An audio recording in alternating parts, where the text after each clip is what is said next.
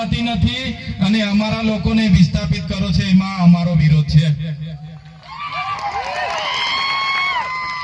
તમે નર્મદા ડેમ આટલો મોટો બનાવ્યો, નર્મદા ડેમમાં અમારા લોકોએ આટલા આખા ગામડા અમારા લોકોના વિસ્થાપિત કર્યા.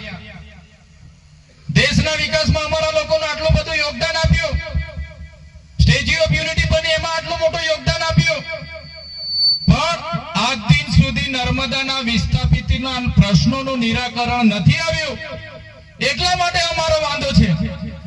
આજે નર્મદા ડેમમાં એટલા લોકોના જમીનો ગઈ, નેરમાં જમીનો ગઈ. અમે નેરનું પાણી જોઈ શકીએ છીએ. નેરનું પાણી કચ્છ સુધી લઈ જતા છો, તમે કાશ્મીર સુધી લઈ જાવ, અમને વાંધો નથી. તમે કાશ્મીર સુધી લઈ જાવ, અમને વાંધો નથી. પણ જે લોકોએ નર્મદા ડેમમાં જમીનો આપ્યા છે એ આજે પણ પાણીથી તરસે છે.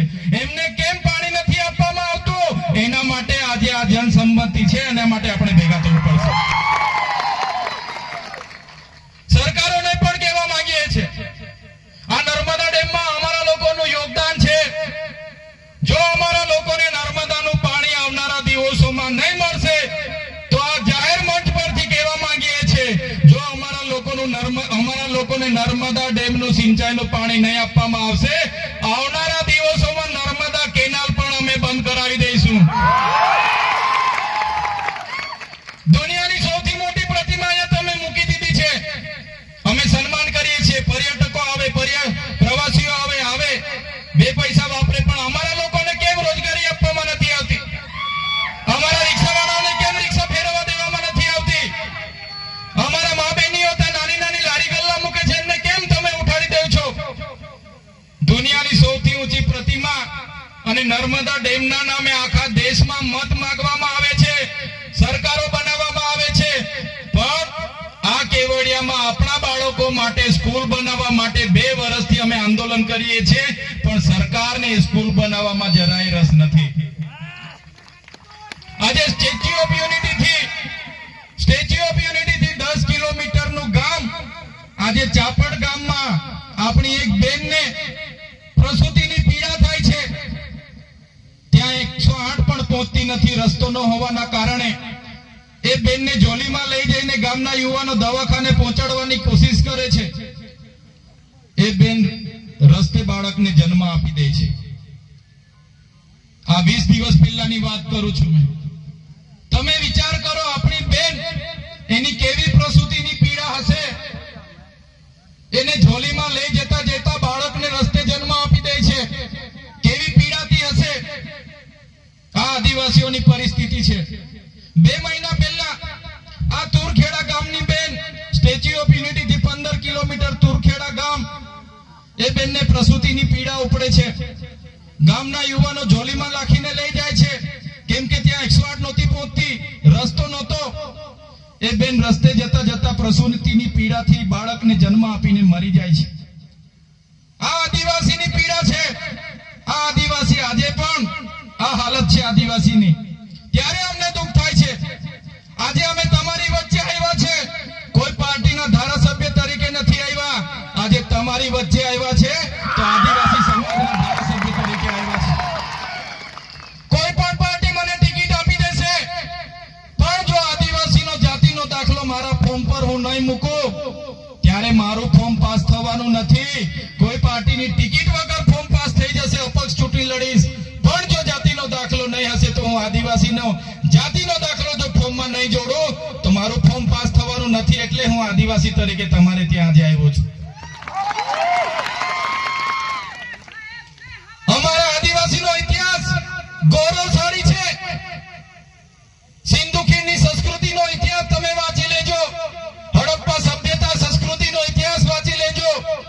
હજારો વર્ષ પૂર્વી, ધર્મ પૂર્વી આદિવાસી સંસ્કૃતિનો ઇતિહાસ છે. તમે રામાયણ ઉઠાડીને વાંચજો. સબરી ભીલનો જે વાત આવે છે, નિષાદ દાદાની જે વાત આવે છે, રાજા આદિવાસી ભીલ હતા. તમે મહાભારત ઉઠાવીને વાંચી લેજો. મહાભારતમાં જે અંગૂઠો કાપીને આપનાર એકલવ્ય આદિવાસી હતા. તમે મહારાણા પ્રતાપનો ઇતિહાસ વાંચી લેજો. જ્યારે પોતાનો ભાઈ પણ એમની સાથે નહોતો, ત્યારે પૂજા ભીલની આખી સેના મહારાણા સાથે હતી. એ આપણો ગૌરવશાળી ઇતિહાસ છે. સમાજમાંથી અમે આવીએ છીએ. તમે સમાજ સિવાય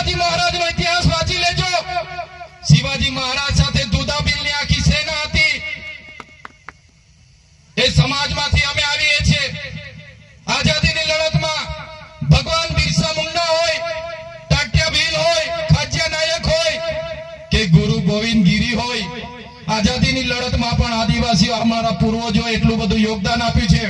દેશના વિકાસમાં નર્મદા ડેમ હોય, ઉકાઈ ડેમ હોય, કરજણ ડેમ હોય કે કડાણા ડેમ હોય, આ વિસ્તારમાં જીઆઈડીસી હોય, હાઈવે હોય કે પ્રવાસન ધામ હોય, જ્યાં પણ જરૂરત પડી છે આદિવાસીઓએ પોતાના ગામડાને ગામડા ખાલી કરીને આ દેશના વિકાસમાં સહયોગ આપ્યો છે. પણ જ્યારે આદિવાસી વિસ્તારોમાં આઝાદીના 78 વર્ષ પછી પણ આજે શિક્ષકો માટે આંદોલન કરવું પડે, આજે શાળા માટે આંદોલન કરવું પડે, આજે રસ્તા માટે આંદોલન કરવું પડે, આજે રોજગારી માટે આંદોલન કરવું પડે, આજે પીવાના પાણી અને સિંચાઈના પાણી માટે આંદોલન કરવું પડે, તો આ સરકારોને અમે કહેવા માંગીએ છીએ, અમે વિધાનસભા સંસદ સભા જીતવા નહીં, અમને દેશનું 29મું રાજ્ય બનાવવા માટે આગળ આવી રહ્યા છે. એ રાજ્યને બનાવીને રહીશું. દેશનું 29મું રાજ્ય અમને આપી દો, અલગ ભીલ પ્રદેશ.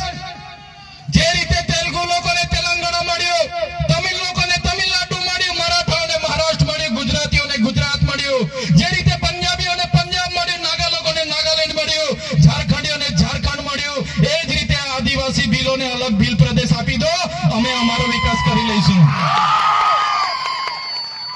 જે રીતે 1997માં ભરૂચમાંથી નર્મદા છૂટું પડ્યું, આજે જિલ્લાનું હેડક્વાર્ટર રાજપીપળા આવ્યું તો આપણે બધા નર્મદા વાળાને ફાયદો થયો કે નહીં થયો? આજે વડોદરામાંથી છોટાઉદેપુર છૂટું પડ્યું, છોટાઉદેપુર વાળાને ફાયદો થયો કે નહીં થયો? એ જ રીતે દેશનું 29મું રાજ્ય ભીલ પ્રદેશ રાજ્ય અમને આપી દો, એની રાજધાની અમે કેવડિયા બનાવીશું ને આદિવાસીનો વિકાસ કરવાનો.